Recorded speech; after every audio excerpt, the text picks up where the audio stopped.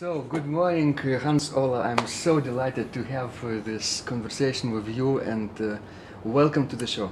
Thank you so much. You're very generous. Not at all. I mean, normally after a concert you leave sort of early the next morning. But today I'm only leaving in the afternoon, so I have plenty of time. I might remind our listeners the background story of our meeting, of course. We are having this conversation the day after amazing and remarkable recital of Hans-Ola Ericsson in Vilnius, at Vilnius University St. John's Church, where he played a broad array of very seldom played pieces, at least in Lithuania.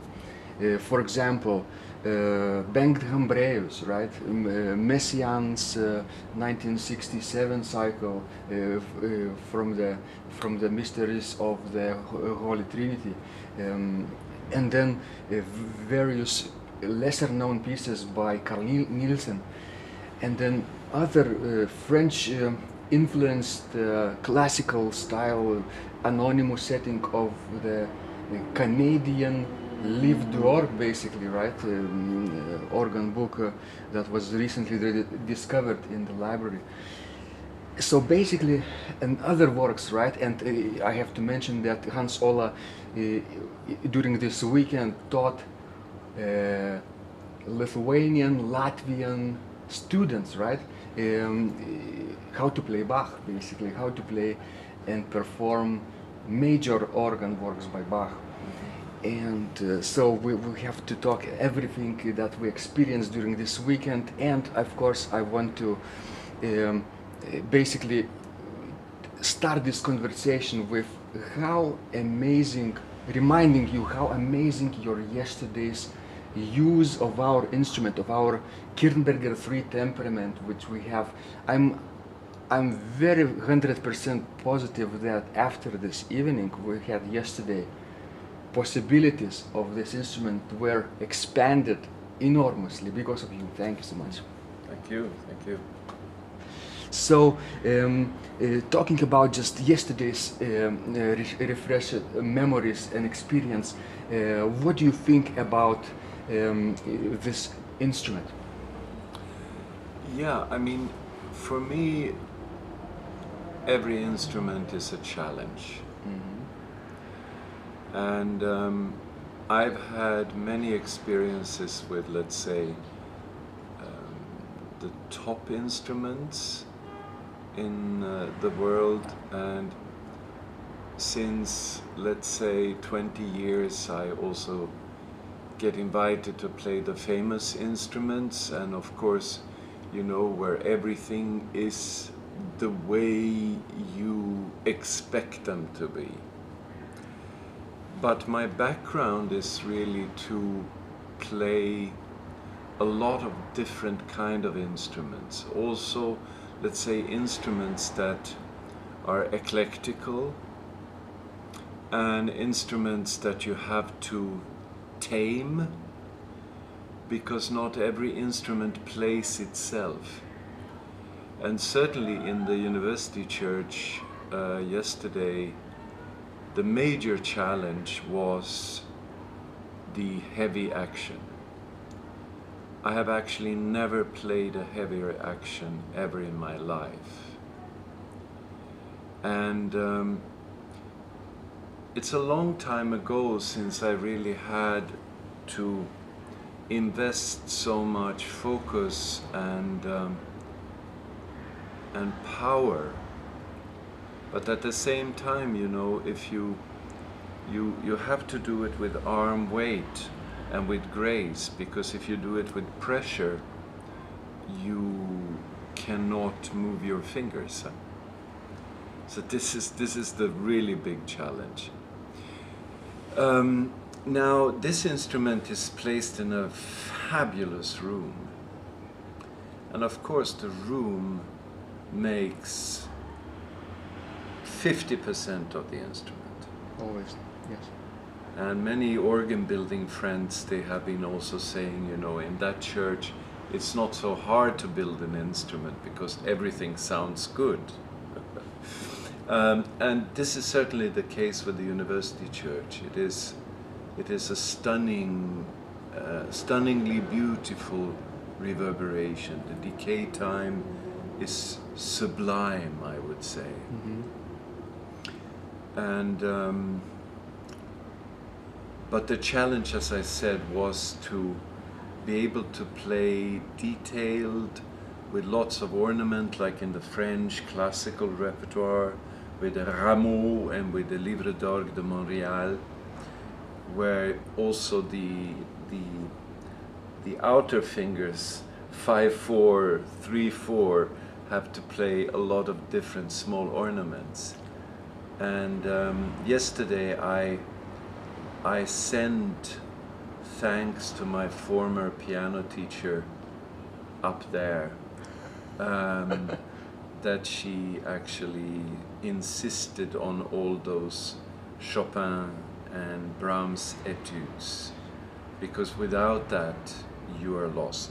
Exactly. I hope people listening to this conversation around the world, basically 89 countries around the world, they will appreciate the importance of piano technique for the organist, right? Especially when playing heavy action, heavy mechanical action, when you play with coupled manuals, right?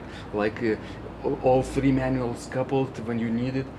And for extended periods of time, of course, if you don't have these good, very, very independent finger technique worked out through extensive, as you say, Chopin works, and even sometimes special exercises like double third scales, then people are very, very confused, and sometimes they panic. I've seen on this instrument too. So you are, of course, you are virtuoso. I cannot deny this, and your pianistic, of course, virtuosity really pays off when you play. But you are not. You're using this instrument, or you were using this instrument not as pianists would do. Of course, you are tremendously experienced organist, and you know how to transfer pianistic technique to the organ, of course, because without that you would basically break everything and no control of the releases and attack. No, at the same time you are so right, Vidas, because I mean it is not, you cannot put one-to-one the piano technique on the organ, but the refinement of the individual finger that you get in piano practice is important. And I also said in the masterclass when we talked about Bach that, you know, if you decide to play something later than Mendelssohn, you need piano technique, a solid piano technique. Because there's been a lot of talk about the clavichord and the superiority of the clavichord. I agree, I love playing the clavichord, especially Carl Philipp Emanuel Bach and this repertoire. But I think it's a little bit exaggerated. And it's you can actually not do that one-to-one either, although the clavichord was the Baroque time their practice instruments, of course, because they didn't practice the organ. Because to be able to play the organ you needed calcants, you needed someone to pump the organ, and you know that cost money and no one paid for that, so you had to do your practice otherwise. But today, for the young musician, for the studying musician, I think it's important to have a basis in the romantic piano technique, but also to be informed about the historical keyboards. So harpsichord, of course, which is also another completely different thing, the clavichord, and the fortepiano. So the young player today should try to master all of these different keyboard instruments. Should also be able to play on a super light action, or as we had it yesterday, on a really challenging hard action or heavy action. Do you think, do you find, talking about just yesterday's repertoire, I was so tremendously impressed by, for example, piece by Bengt Hambreus, a Swedish composer who just passed away in 2000, I think. He was basically teaching for a long time in Canada, where you teach now at McGill, and of course, big inspiration for your promotion of avant-garde new organ works around the world, of course. So I was basically very much deeply moved, not only impressed but moved by your handling of this instrument and the cluster technique. I don't believe anybody played clusters on my organ before.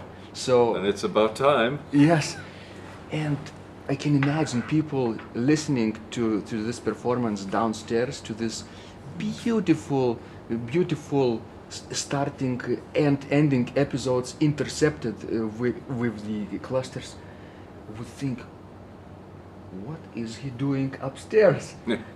Is the organist drunk and banging the barrels and buckets of water? But on the other hand, even non-musicians can appreciate the different colors of sound, the enormous spectacular combinations of stops, right? And you see also when we are talking about contemporary techniques, or actually this piece is an old piece. I mean, it's 50 years old, you know. But this was the golden era of experimental organ music, I would say. You know, I love the music from this time, from the 60s. I think it's so fresh. It is fresh even today. And you know, when you have to play, or when you're playing this, you have to be very, very careful. And I really try, even if it's more extreme sounds, to play from the keys, so that I would never risk hurting the instrument, but always playing with the instrument. And I mean, I've been playing similar pieces, and I'm going today to Kappel, to the Abschnittger organ in Kappel, and I'm going to play that piece there also. Wonderful. You see. So, but of course this is a precious instrument, yeah. But if you have the right technique, nothing will happen. You know, when I was young, when I was a teenager and I played this music, it could happen, you know, that mechanically things went wrong and I had to call the organ builder. Yes. But I always tell my students, you know, keep very, very soft hands, very controlled action. Otherwise you'll have to call the organ builder and you will have to pay the bill. And remember the story about Ligetis volumina, how the organ motor or blower just exploded or went on fire. Remember the story? I'm not sure if I'm telling this correctly. This is, no, it's not correct actually, but you know, it's a legend. It's a legend. It's a legend. Good. And you know, I love legends. So let's say the motor blew up, but of course it didn't. But on electrical actions, of course, if you play too long, too much, the fuses will go, you know, nothing else happens. Mind you, I have had one experience many years ago in Helsinki, together with my former teacher, Torsten Nilsson. We played a four-hand improvisation, and it actually started to smell a little bit burnt. Oh. but it was the fuses that just sparkled. Yeah. Yeah. So wonderful. Such a fabulous way to expand possibilities of the organ. This, even in Kappel, when you say this 17th century organ, right? But you will be playing with 20th century or 21st century techniques, and if it's mechanical, it works very well, right? You can sometimes even experiment with half-drawn or just a little bit drawn out stub handles, because then of course you can take advantage of these out of tune for the regular air sounds, just tremendously expanded tonal palette, right? Yeah. Yeah, you see, and my experience with audiences all over the world is that, you know, if you present a program where you give them respect, you always have to respect your audiences, and you show them comforting music, or you show them that this is not going to be dangerous for you, and then you play something like this, then most people accept this very much and they love it. But if you would only press on and do unfamiliar sounds, it is hard to take. I only do that for special audiences. Exactly, like conferences and special conventions, right, where the specialist audience assemble, and you know they can appreciate what you do without further explanation or interaction. Because I'll tell you, Vidas, I have so long, for decades, I have had to defend myself and defend my art and defend what I'm doing. I have stopped doing that because I'm fed up with defending, because it doesn't bring myself and my artistic visions forward. If I have to say I'm sorry or explaining, it's something which is comes very unnatural to me, because I don't feel that I develop. But I have been shouted at in churches for playing Messiaen. I've been screamed at for playing and said that this is a sacrilegious act when I played Ligeti. You know, and that hurts. That hurts very much. Mm-hmm. And therefore I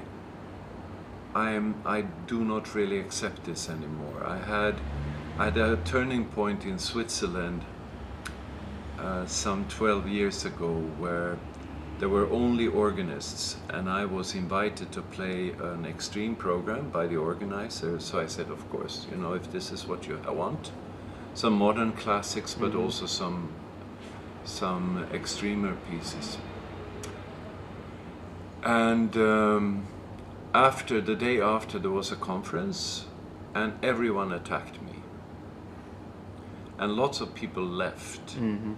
And the person that was leading this discussion asked some of the guys that attacked me the most if they stayed throughout the concert.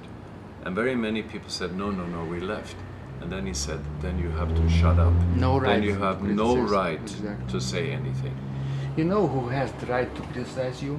The person who is in your shoes, who is doing the work you are doing. For example, another organist who is promoting this kind of music, then of course he can or she can say, Hans-Ola, you are doing something, you know, you're taking things too far. Maybe if people don't understand. Here is the way I do it. But these critics, they don't do anything. They just the best they can hope for is to say, I don't like it, right? Therefore, it must be something wrong with you. Exactly. Right? And and of course, you as an artist, from the big capital A, you have to shut them out of your artistic, basically, work. Because you see, one more thing which is important. For me, there's no difference in playing Hambreus or Rameau. I simply play it because it's good music. And I don't speculate with that. I just pick pieces that interest me, and it could be from the very earliest, from Robert's Bridge Codex, to pieces that might be written tomorrow. And but if it challenges me and if it interests me, and if I think that it works together in a program, I spend tremendous amount of time composing my programs to get because you know, if you place pieces in the wrong order, Exactly. they could actually destroy each other, you know. Mm-hmm. Like yesterday, I thought that you spend enormous amount of time thinking about the precise ordering of Rameau, for example, and anonymous tablature book, Olive d'Orgue, and of course Carl Nielsen, and Ben Cambreus and Messiaen, and Bach, Richard Gars for 6 parts, right, from the musical offering. As you say, if you just mix something, if you play in chronological order, right, everybody thinks, oh, all this music first, right? Yeah. You play what? You would play Montreal tablature, then would play Quebec. I'm sorry, the probably Rameau, and then Bach. That wouldn't work at all No. for that No. experience. I haven't done that for decades. Mhm. But when composing the programs, you know, I very often try to work with some kind of symmetry. And this is also guiding the listener, so you can follow the thought process. Exactly. And especially to have a strong center, which was yesterday the Ricercara Sei Voci from the musical offering, you know, which is like one of the masterpieces of European culture. You know, I mean, this is undoubtedly one of the most amazing compositions, you know, ever. And oh well, this is what it is, and also for me the rediscovery of Carl Nielsen is perhaps the most interesting thing I have done this summer, because I was invited to play a concert, the closing concert of the Montreal Summer Organ Academy, and my predecessor, Professor John Grew, asked me if I could play Carl Nielsen's Comuzio, which is one of his biggest instrumental pieces. It's 25 minutes, and I said I would love to play it, but I haven't played it. I have had 3-4 students playing it, but I haven't played it. So I learned it this summer, and it was an amazing trip, a journey to learn this piece, to spend time with it. And at the same time then I looked at the 29 preludes, pieces that I had looked at when I was a teenager, and I thought that I couldn't understand them. They didn't speak at all to me. Because I didn't understand small pieces, you see. But now I think I understand small pieces, and the older I get, the smaller pieces I also play. I play the large pieces, but I also love playing miniatures. Exactly. And these pieces by Nielsen, I would say they are distilled masterpieces. Sometimes only 8 bars, but so perfectly composed. And we must not forget that Carl Nielsen, he was probably one of the last really great symphonic composers. I mean, he's really on the level of Sibelius, of Bruckner, of Mahler, of Beethoven, you know. He's up there. And we don't have this kind of organ music. We don't. I respect Vierne, but of course, you know, he wasn't at that level. I respect Vidor, but he wasn't at that level. How about Tournemire and Alain, of course? Yeah. But he lived for too short, right? Yeah, Tournemire I love. And I think for me Tournemire is the missing link between the French Romantic and Messiaen. I believe that Tournemire will be rediscovered in a broader perspective quite soon. And Alain, I am also a great admirer of Alain's music. We have had a big problem with Alain. When I had completed the recording of the complete works by Messiaen, the record company asked me to also record the complete works by Alain. And I said no. And I'll tell you why. Because the sources were so doubtful at that time. We only had Marie-Claire Alain's 3 or 4 editions of the music based on the same first print, yeah. And now we have much more information. We have more manuscripts, and we have a fabulous edition by Helga Schauerte. Now this edition has been criticized at length, especially in France. Actually, it wasn't possible to buy it in France even. But we need to have more material in order to make possible choices, not speculative choices. If we have a lot of possibilities to choose, we can still want to make a speculative choice, but then it's within the reach, you see. Because Marie-Claire, she was only, what was she, 11 when he died or something.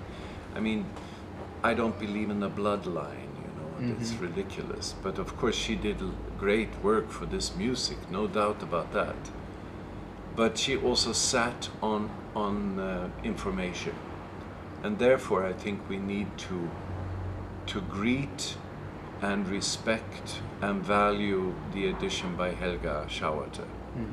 I wrote to her directly when I got this new edition, and I said to her, "You're a heroine of the music today, a female hero." Exactly, yeah.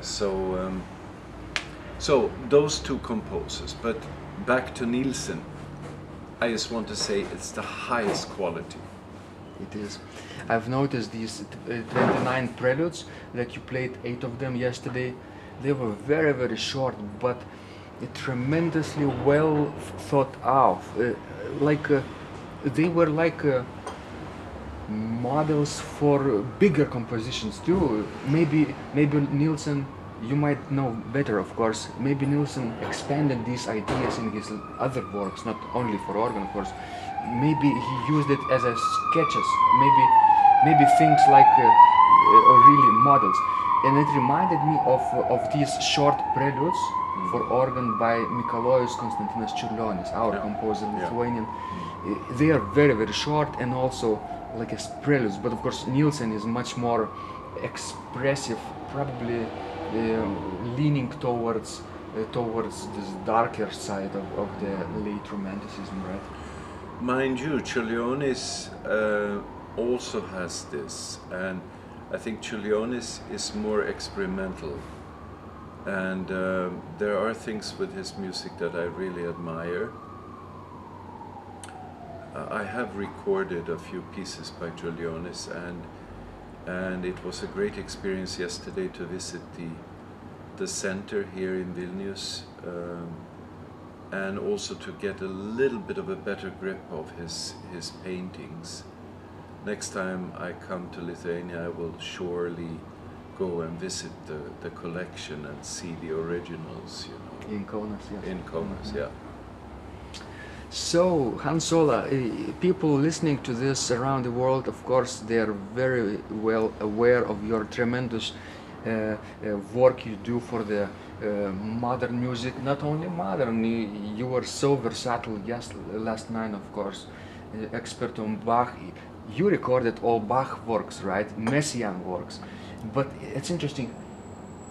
Do you recall the first incident in your life which led you into your lifelong fascination with the organ? Who inspired you? Yes, I think I do. The first one I can tell you, because I was a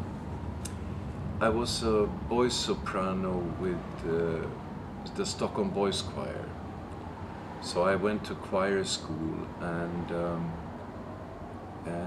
from the age of 8. And this choir, we also went on tours. And in 1969, when I was 10, we visited Prague, actually. And we were one of the few groups that were allowed in there, because of course we were only a choir, you know. Wouldn't shake up the situation. I remember the organ then. I remember the organ from the concert hall in Prague, that it was a pretty hopeless thing. But then a few years later we did a tour to Holland. And there was one organist, a Dutch organist, that came with us on this tour. His name was Cos Bons. And he played the F minor, the large F minor Fantasia by Mozart. Mm-hmm. And I was absolutely blown out of my mind when listening to that piece. Yes, that was the first really ground-shaking experience with the organ instrument. F minor Fantasia, and just to think about that for a second, it was originally conceived as a Flötenur, right? Yeah. A piece for the mechanical clock with just a few pipes, basically, not at all sounding just like we play it today, very dramatically with mixtures and plenum sounds and even reeds, and of course maybe Mozart had this idea for the larger organ, could have been, because his music is so dramatic here, right? Yeah, I mean the Flötenur pieces was of course a way for Mozart to survive. Mm-hmm. I mean, he did these pieces on commission towards the very end of his life, you know, where his financial status was a catastrophe. So I think it's fair to play this music rather dramatic. There is a lovely recording on YouTube on the F minor Fantasia, played by Pierre Cochereau at the old organ in the Notre Dame. I love that sound. It's so out of tune, and it just sounds like a lion's roar. Bah!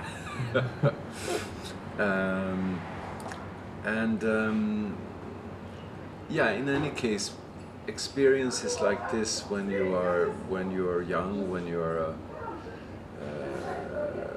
a young person, of course, changes your life, you know. I normally say I never had any choice, you know.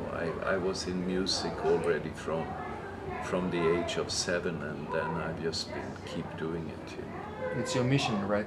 Basically. I don't know if it's my mission, but I do know that I could never choose. Mm-hmm. But it music, just felt. Music chose you. Perhaps. That's the only way, right? Yeah. For the true artist, you don't choose your medium, not medium. You can choose the medium, but the art, the muse, basically, she, if we believe in music, but this spirit or the idea, basically, art of idea, comes from other spheres, right? And you are just a medium, probably, to either to transmit into the sounds, or to write down something on paper, or into words on canvases, whatever. Whatever it is, how much we want to romanticize it or not, I mean, I still think it's also the fruits of a lot of hard work. Absolutely. And it's also a lot of doubts, you know, especially when it comes to composition. You know, I've been on and off in composition my whole life, you know. Sometimes I do a lot, sometimes I do nothing, and then I don't know where my music is going.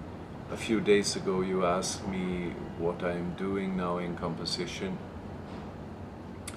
and right now I am in a collecting mood. I collect material, I collect sounds that I like for the organ, because I will write a larger organ cycle. That's the next thing. And I will also write a lot of choir music. I will write a choir book that I have decided this summer, and then we will see. So it's wonderful. You're also very impressive composer. I first heard you and your pieces performed at Gothenburg International Organ Academy in 2000, and together with Osha we went there as students, just simply to observe and to participate. And I remember this remarkable cycle called Four Beasts Amen, right? It has such a novel idea of including different sounds of different Arp-Schnitger organs on tape and reproducing it on live loudspeakers, stereo or quadraphonic loudspeakers around the world, or five, right? And you were also at the same time playing live on this newly inaugurated, basically copy, or not copy, but basically North German style instrument in Orgrita New Church. So can you remember this experience you wrote it? Oh yeah, very much.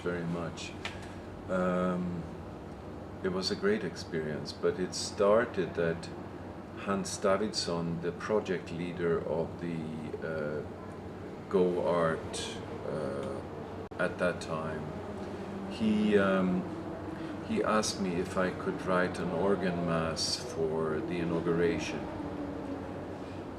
And then I hadn't composed for a while, but then the pull got too strong, you know, because this was something that just felt right, and I managed to create time in my calendar to really spend a good year working on that, going to the different Schnitger organs that was an inspiration for the project in Gothenburg. So that's the Schnitger organs in Hamburg, Jacobi. It is Stade, Lydingwort, and Kappel. Those were the sort of model organs that they analyzed, and I analyzed them in my way. So I sort of dissected them from sound, you know. I recorded the bellows, I recorded only the action, I recorded a lot of different sounds. And then I started to put it together into an organ mass, actually, with a preludium, a Kyrie, a Gloria, Sanctus Agnus Dei, and also an interlude, which is instead of a sermon, and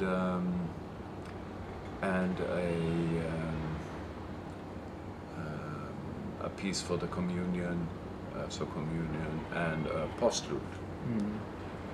So, and I have played this a lot. I think I played this piece all over the place. I'm sure 50 times, all over the world, and this has been very inspiring. So I played it on so many different pitches, you know, like in Alkmaar, or in Stade, or in Norden. I forgot Norden. Norden is, of course, the fifth and the perhaps most astonishing instrument. Oh yeah. So what were the range of people's reaction to this cycle around the world?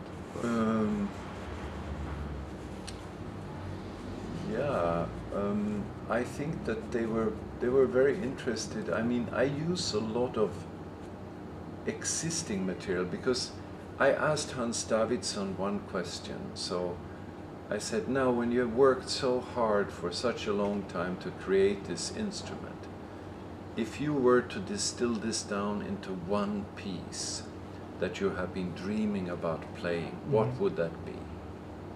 And then he said, Matthias Weikmann, the last variation from Assistas Heilungs Kommen her. Of course. So then I used that music for the prelude in my organ mass. I used that as material. I had very, very good reactions, very, very friendly reactions. You know, I dedicated the whole thing to my friend Harald Vogel, and he has also helped me promote the piece, and he's been an enormous support throughout all this time. You know, I know him since I was 14. When I was 14, I registered for him in Lövstabruk in Sweden, and I think he's one of the most sympathetic persons in the organ world, and I respect him tremendously. He's such an artistic person. He is probably, Harald Vogel will be remembered for hundreds of years in the future for his passion, love, and inspiration from the early instruments, and the work he did in Ostfriesland, and all over the world. All over the world through his output, of course. Yeah. So I'm glad you met him too. Yeah. I'm hoping to meet him in a few days in Kappel. I would be surprised if I will not meet him there when I play there on Friday, I think. So wonderful. And of course I know that in addition to these strange and remarkable sounds of 17th century organs, you also have a keen interest into the sound itself. Can you give us a little bit insight into your Studio Acousticum project? What it's about? That was a big project. It was inaugurated in 2012. Studio Acousticum is a concert hall located in connection to the School of Music in Piteå. Piteå is a relatively small town at the coast of northern Sweden, some 900 kilometers north of Stockholm. And there we had this fabulous concert hall built, and the architect of the concert hall contacted me and said, Hans-Ola, don't you think that in the new concert hall we should plan a space for an organ? And I said, naturally we should plan a space for an organ. And then the architect asked me, how much space does an organ take? So then I made some drawings, I spoke to some organ builders, and you know, I said to him, this is the space we will need. So when he drew the concert hall, it was already planned for an ideal space for an organ. And then how it was, we got a donation from one of the biggest donors of cultural or university work in Sweden, the Kempe Foundation, and I got 10 million from them so we could start the project, and the university approved. But the total sum would have been 35 million crowns, which is a lot of money. So it's like 3.5 million euros. And then we started, and I had a project group with the named person. Harald Vogel was in the group, Kevin Boyer, university organist in Glasgow, Hampus Lindvall, a young Swedish organist who is titular organist in Saint-Esprit Church in Paris, and a computer genius, Peter Bengtsson, from Sweden. And then we opened this so anyone could give an offer. You know, we had specified what we wanted approximately. And then, after long discussions, the German organ builder Gerhard Wöhl was chosen to build the organ. And then the actual work started, you know. I mean, he gave a tender, so an offer. But then we, as the expert group, we wanted perhaps the organ to be a little bit different. And then work started, and then we agreed on, let's say, a master plan with, it was going to be a rather huge organ with many faces, because Gerhard Wöhl is one of the few organ builders that has the capacity to build in Baroque style, in Romantic style, German and French, and also to think freely and openly within certain frames. Mm-hmm. So therefore the organ became rather large. So it has a Hauptwerk, an Oberwerk, which can also be used as a positive with different swell functions. It has a very large swell. It has a solo. It has a very large pedal, and also quite a number of percussion instruments. Wind, we can manipulate the wind supply. And other things were thought about. But so when we inaugurated this in 2012, we were sort of, let's say, 2/3 through with the project. But the last third will hopefully happen sometime in the future. Now the university or the School of Music in Piteå is in a very, very severe financial crisis. And some of your listeners might even have heard that there has been a rumor that the Studio Acousticum organ is up for sale. And this is true, but I presume and I predict that the organ will stay in the hall and that there will be just a broader ownership. Mm-hmm. And I welcome this, because then perhaps we can go on with the next step of the project, which would be to build this overtone harmonics division with never heard before sounds. Also to build the organ as a studio in real time, interactive and active. And the third part would be to work with lighting design in real time. Mm-hmm, mm-hmm. So these things are planned for. I mean, I've done plans for all this. It's basically just to launch, mm-hmm. But then we need another big money, 10 million crowns or mm-hmm. 1 million euros. And so we will see if that happens. Mm-hmm. The worst case scenario is obviously that the organ will be sold and transported somewhere else. But that would be a cultural scandal mm-hmm. of such proportions. Oh, yeah. That a university would break their neck trying to do something like this. They would lose all trustworthiness. Exactly. Yeah. Exactly. The instrument is too important to be relocated somewhere, right? And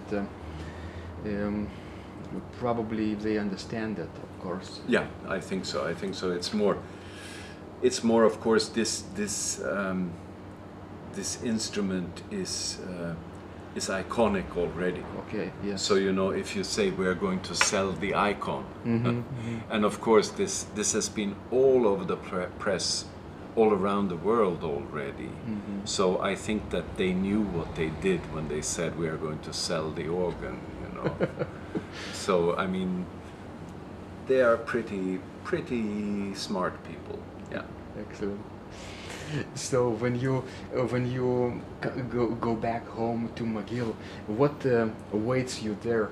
Do you have a line of students waiting for you now this next year, right?